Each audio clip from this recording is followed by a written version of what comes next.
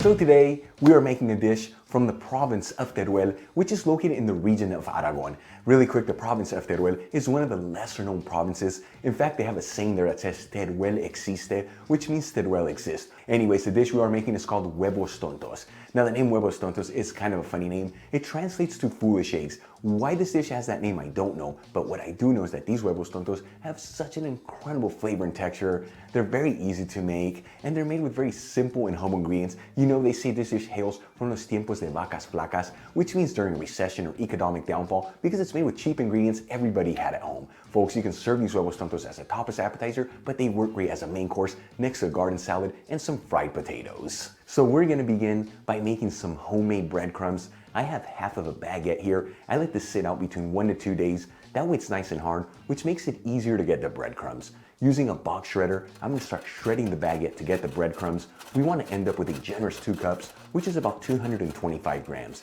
Now to make breadcrumbs, you can also use regular sandwich bread. Between 8 to 10 slices will get the job done. Once again, let them sit out between 1 to 2 days. That way they're nice and hard, or you can just take the shortcut here and use regular store-bought breadcrumbs.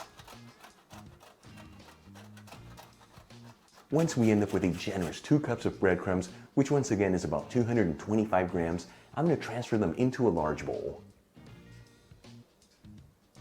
And grab a 1/4 cup of milk, which is about 60 milliliters, and slowly add it into the breadcrumbs and mix it around. This is just to bring some moisture back into the bread.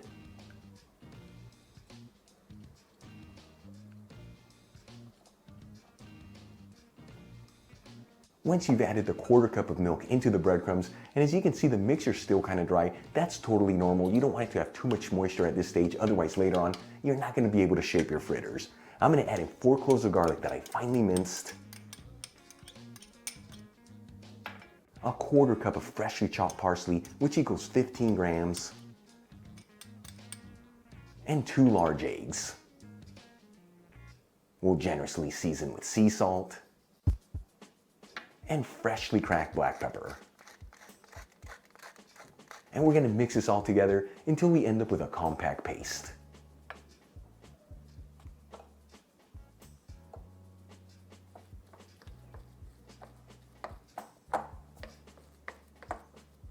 Once everything's well mixed and you end up with a compact paste, let's start shaping our fritters. Now traditionally, you do this using 2 spoons, grab some of the mixture and with the other spoon, just move it around there to shape it. You want the design to be like a croquette. Now me personally, I prefer to do this with my hands as it makes it so much easier. Yes, you get your hands a little bit dirty, but hey, that's part of the fun here. And as you finish each one, transfer it into a piece of parchment paper, that way the mixture doesn't stick to the surface. And continue to do this until all your fritters are done. You should end up with about 8 from this recipe.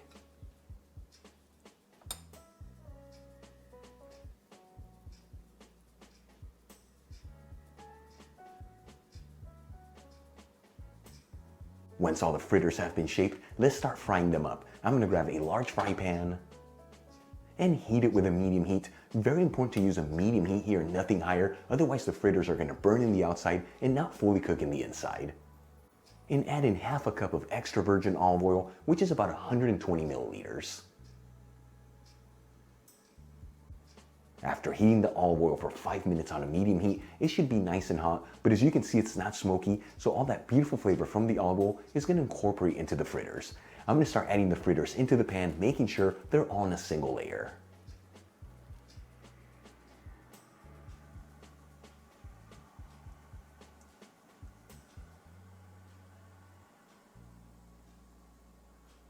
About 4.5 to 5 minutes after adding the fritters into the pan, I'm going to start flipping them to fry the other side.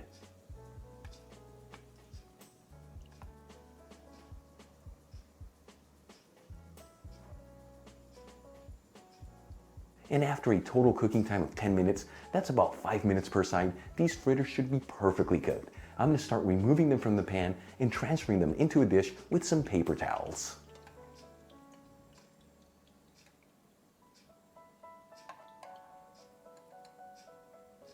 Then we'll transfer the fritters into a serving dish.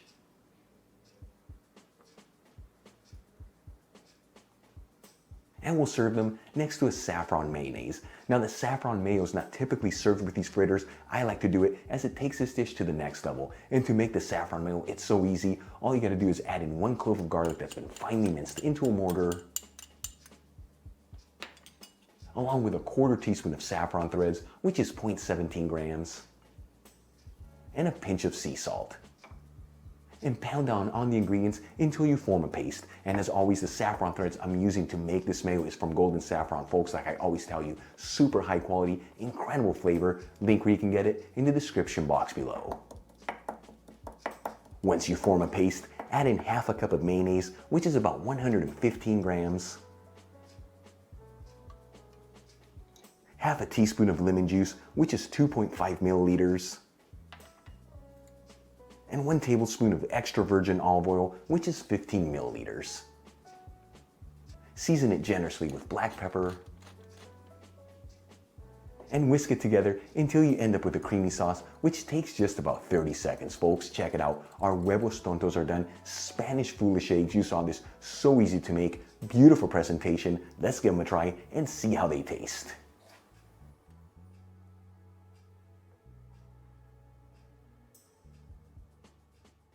I know this dish has a silly name to it, but dang does it look good.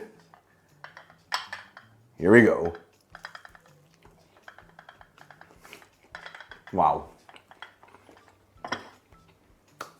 This is truly a jewel of a dish from the province of Teruel. So easy to make, very simple ingredients, make it at home. You're gonna absolutely love it. And like I told you earlier, serve it as a tapas appetizer or even as a main course next to some fried or roasted potatoes and a garden salad for an incredible meal. Really quick before I go, a shout out to a couple of my patrons, the Stewiggs family, Clarence Bolin and Karsten Korn. Again, guys, thank you so much for being patrons of Spain on a Fork. You know how much I appreciate you.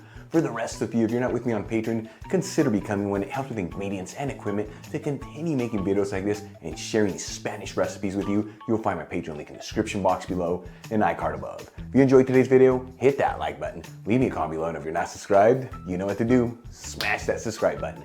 Till the next time, hasta luego.